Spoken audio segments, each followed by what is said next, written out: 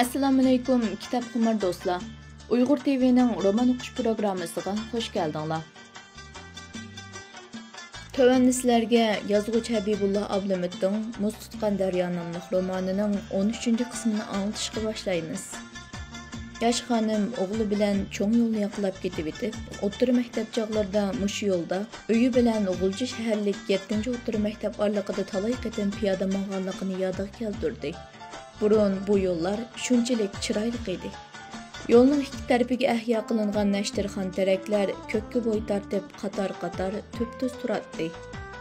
Mayli atyoz, mayli yoz, mayli kuz va yoki hozirgidek chiliqish mezgillari bo'lsin, bu ko'chaning manzarasi o'zgacha chiroyli edi.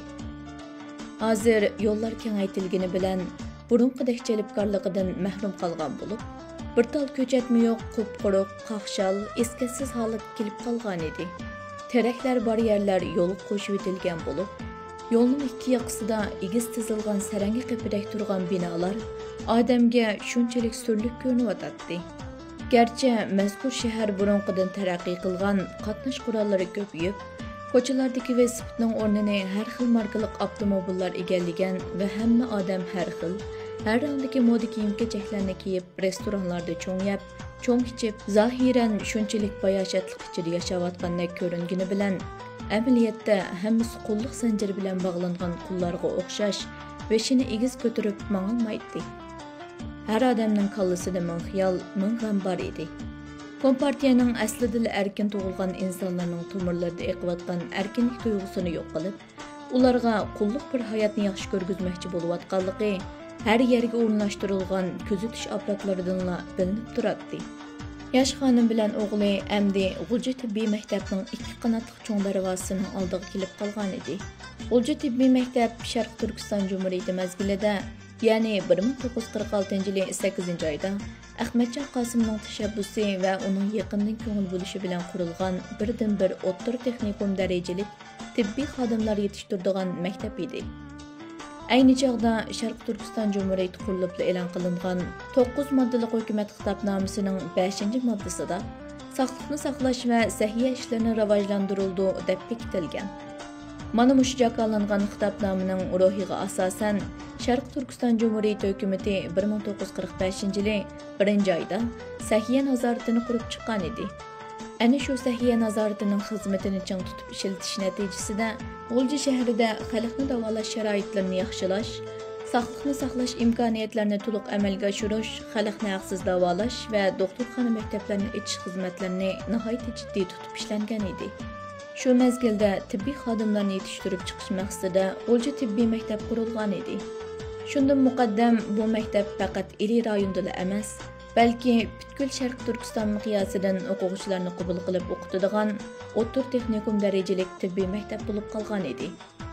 Mana shu tibbiy maktab darvozasining oldi burun bukparaqsan teraklik bo'lib, teraklikning sharq tarafi shimoldan janubga qartib ko'tarib yasagan asfalt cho'ng yo'l edi.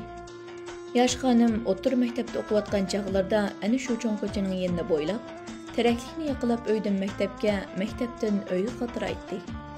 Dal mush yerda suyumlik eri yana shu chog'dagi saboqdishi bilan mana bugünkidek qishning bir oqshimi yon-yon turib birga maktabdan qaytgan edi. Ana shu oqshom bo'lsa, ularning hayotidagi unutilg'isiz bir oqshom bo'lib qolgan edi. U oqshom shunchalik romantik, shunchalik go'zal, shunchalik suzuk bir kecha edi. O'rta maktabning eng oxirgi qishlik mavsumidagi shu oqshom ular sinfida birga kashlik takror qilib birga qaytgan edi. Ashu oqshom qattiq qor yoqqan bo'lib, sinfning deresiga kelib urilayotgan oppoq qorlarning ovozi 2 yoshning yuragiga muhabbatning o'ttiq cho'g'ini tashlagan edi. Ular qor yig'ishdan to'xtaganda qaytamiz deganni bahona qilib, toki qorong'u tushguncha sinfda birga takror qilib qolgan edi. Nihoyat lapildab yig'ayotgan qor to'xtagan, yuraklarning so'qishi bag'an sari ittiklab ketayotdi. Ular sinfdan jimjitli birga chiqdi. Biroq ularning yuraklarining so'qishi bag'an sari ittiklab ketayotdi. Ana shu qorliq kechadan e'tiboran qizning qalbida yigitga nisbatan titrash paydo bo'lish bilan birga, ya'ni hayoti bo'lsa, yoshlik bahorining muqaddas kechalarini ranglantirgan tabassumlardan tug'ilgan baxt bilan to'lgan edi. Darvaqa qizdagi bu xil tatliq, shirin tuyg'u bo'lsa, bajoyiki Shekspirning inson qachonki muhabbatni his qilgan chaqda bu hayotni haqiqiy yashashga boshlaydi degan so'ziga taqqos keladi. Muhabbat bilan munosabatlik barliq tuyg'ularning hammasi qizning qalbini va zehnini chirmab olgan bo'lib, qalbining cho'lligi shundan muqaddam gulistonliq aylangan edi. Shu kecha yoqqan qordan keyin osmon shunchalik suzilib ketgan bo'lib, ko'k yuzida birdanla paydo bo'lgan son-sanoqsiz yulduzlar 2 yoshning ustida jimirlab qarab turardi. Yulduzlar orasiga elib olgan to'linoy shunchalik parqiroq, shunchalik ma'sum, shunchalik pok, shunchalik go'zal ediki, oyning yuzidan to'kilgan nurlar kumush ip tortib 2 yoshning ostidagi oppoq qorlarni javoriyatlardek chaqnatib o'tgan edi. Aydın kecha, aydın ko'cha, saf havo va oppoq jahonda hamma narsa shunchalik rohat, shunchalik go'zal ediki, barliq go'zallikning hammasi musha oqshomga mujassamlangandek va barliq muhabbat musha 2 yoshga xoslik qiladi. Ko'chada odamlar shalong, mashinalar yo'q, atrofda sukunat hokim surmoqda edi. Qizning endi yigit velosipedini yetilab unsiz ketib boradi. Qizmo qayerdan gap aytishni bilmay, yigitning yanında yonma-yon, qadam-qadam birga mingan edi. Ular atrofga o'xshash ko'z bilan qaraydi. Yo'lni o'xshash qadam bilan bosadi. Nafas elishlarining ritmi o'xshashdi. Har ikkilisi ujmay olgan bulbuldek unsiz edi. Biroq har ikkilisining yuragi muhabbatdan so'z echib po'qildab so'qiyotdi. Atrofda ushshaq qarushqunlari muhabbatlik har yon uchatdi. Qizning yumsharpisidan chiqib qolgan chochlarini qish kechasining sovuq shamili yengil taraydi. Onardek qizarib ketgan 2 mag'zini muhabbat bilan silaydi. Qiz hayajondan ittik-ittik nafas olayotdi. O'g'ilning nafas olishimi qizninkidan qilishmaydi. Garchi bolaning velosipedning rolini tutgan qo'llari muzlab ketgan bo'lsa-mu, qilchi sezmayotgandek qiladi. Qizning yuragining so'qishi bolaning quloqiga, bolaning yuragining so'qishi qizning quloqiga anglayotganligi har ikkilisiga oshkora bo'lib, ikkilisining qalbidagi hayajon ashu supsuzuk osmondagi to'linoydek ikkilisiga ayon edi. Yurak tomirlari birdek titrayotdi.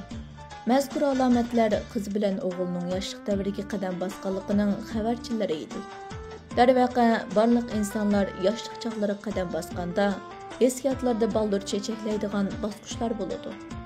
Halbuki ushbu buyuk tuyg'u va hissiyot vaqtning o'tishi bilan asta-asta pasaydi va faqat uningdan qolib qoldig'ini shu baxtli chog'lardagi ochiq va tatliq aslimalar bo'lib qoldi xolos.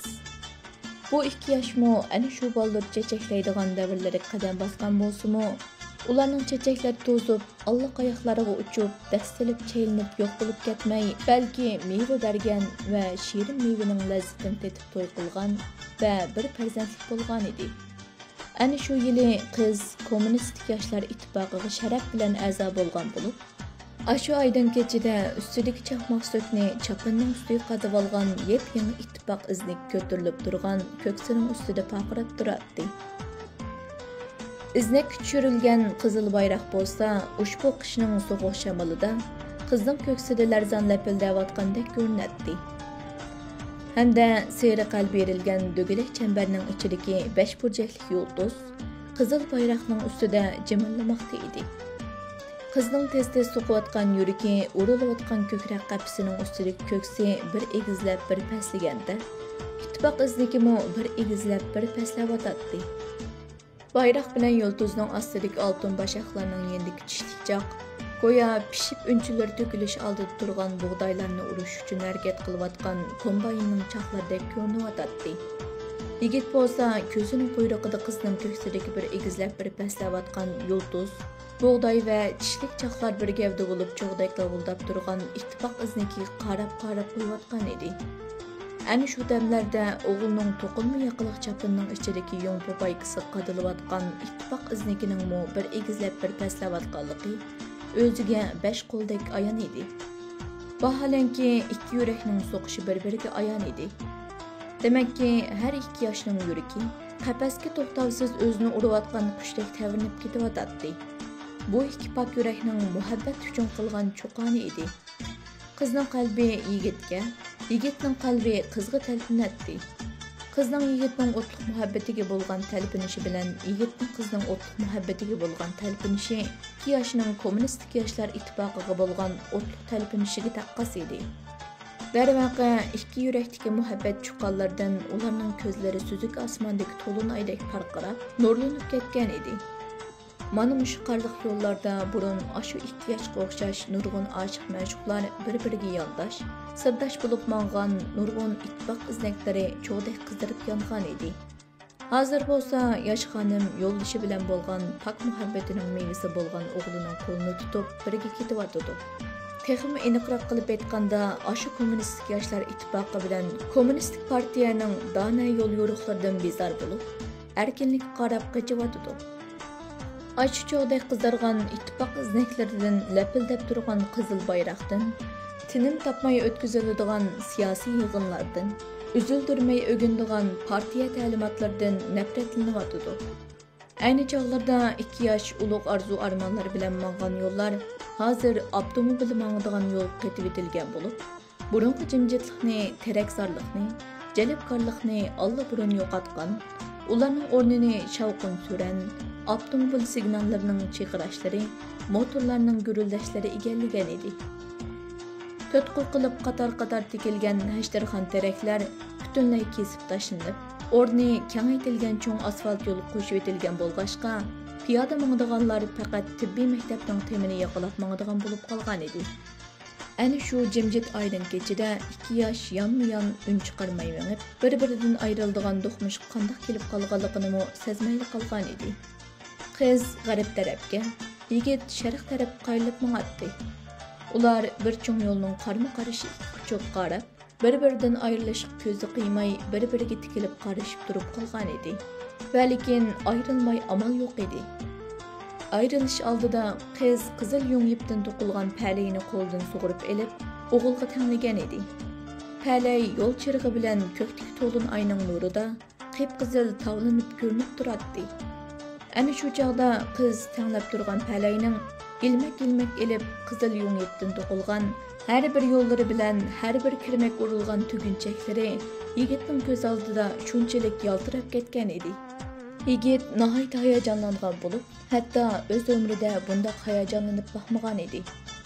Qizil palayni qo'liga kiyib, qizning issiq qo'ldan sug'urib chiqarilgan 10 barmoqqa 10 barmog'ini kirgizish bilan tang, go'yo qizning o'tliq muhabbatga to'lgan issiq yuragini siqimlab tutgandek, muzlab kuyishib ketgan 10 barmog'i lahza ichida harakatlanib, tomir-tomirlarda eqiyotgani qon emas, balki kuchli elektr eqimidek butun a'zolari qizib ketgan edi.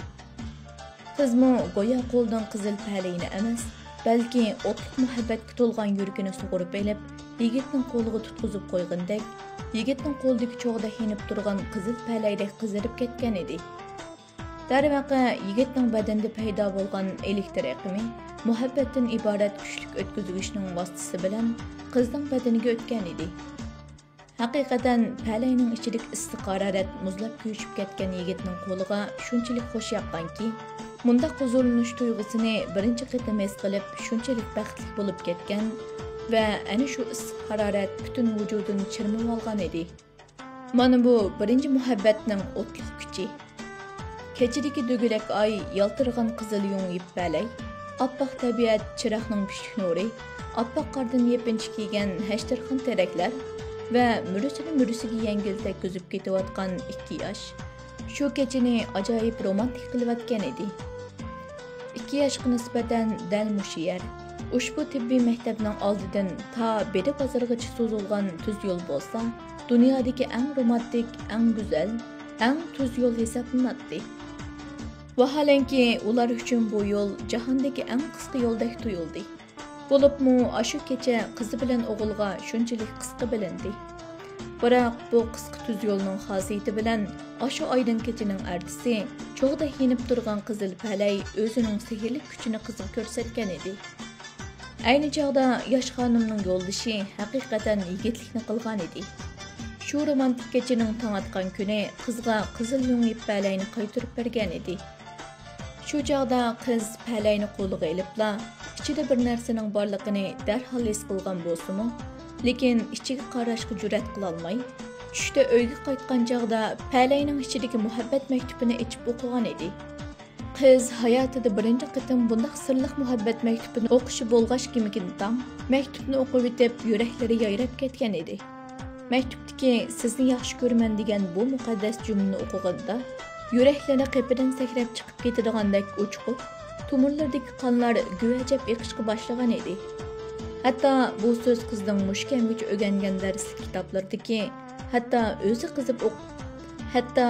qiziqib o'qigan romanlar ichidagi eng yaxshi so'zlarning barliq yig'indisidan esil bir so'zdek tuyulib ketgan edi. Demisimi bir qiz uchun o'zi yaxshi ko'rgan yigitdan sizni yaxshi ko'raman degan so'z yozilgan maktubni o'qishdimmi qaltis ish bo'lmasa kerak. Go'yo mazkur so'z qog'oz yuzida oltin bilan hal bergandek yaltirab turadi. Dunyoda bir qizning birinchi qatim o'zi xufiyani yaxshi ko'rib yurgan yigitidan ana shundoq oltin hal berib yozilgan so'zlar bilan to'lgan maktubni topshirib elishidimmi baxtlik ish nada bo'lsin deysiz. Bu so'zni qaytalab o'qiganda qizning yanaqlari, qovuzlari qizarib, butun a'zoyi vil-vil qilib o't elib ketayotgandek bir tuyg'uga kelib qolgan edi. Yana bir jihatdan sal qo'rqqandek, izzat tortayotgandek, hatto bilib bilmay bir gunoh o'tkazib qo'yayotgandek sirliq tuyg'u qizni chirmab olashga urinayotdi. Biroq qiz qat'iy irodaga kelib, u qo'rqinmasirashqa izzoga noma'lum gunohga asir bo'lib qolishidan darhol qutulgan edi. Yigit oxiri yuragini yerib, ichini osha maktub orqali qizga aniq qilib ko'rsatgan edi. Qiz shundan muqaddam yigitning yuragining ichida o'zining borligiga mutlaq ravishda ishongan edi. Yigit necha vaqtdan buyon aytishga jur'at qila olmagan so'zlarining hammasini osha oydan kechida qiz bergan qizil go'ngib balayning ichiga o'rab, go'yo qizning subsuzlik olqiniga bir tal qip-qizil cho'g'ni tashlab qo'ygandek tutqizib, orqasiga burilib qochgandek tez ketib qolgan edi. Darvaqa osha qizil go'ngib balayning ichida qizni ko'ydirib kul qilib etgandek yenib turgan bir parcha cho'g' bor edi. Ushbu cho'g' oxiri ikkilisini ko'ydirib, pishirib tavalidi. Afsus, hozir rahimsiz falak ularni vaqtsiz ayirgan edi. Biroq u yigitning, ya'ni jazo lageriga begunoh so'langan tarix muallimining muhabbati bo'lsa, yosh xonimning qalbida umr g'oyat abadiy o'tmas gulxon bo'lib yonadi.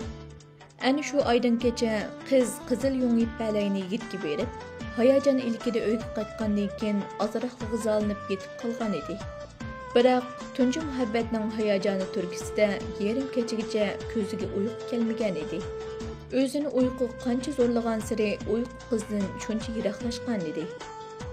Tibbiy maktabning oldidan yon-yon minib o'tgan chog'dagi sukunatni o'ylaganda, sehrlik jimjitlikning ichiga solgan xushalligidan, yuziga yugurgan tabassumdan huzur olgan edi.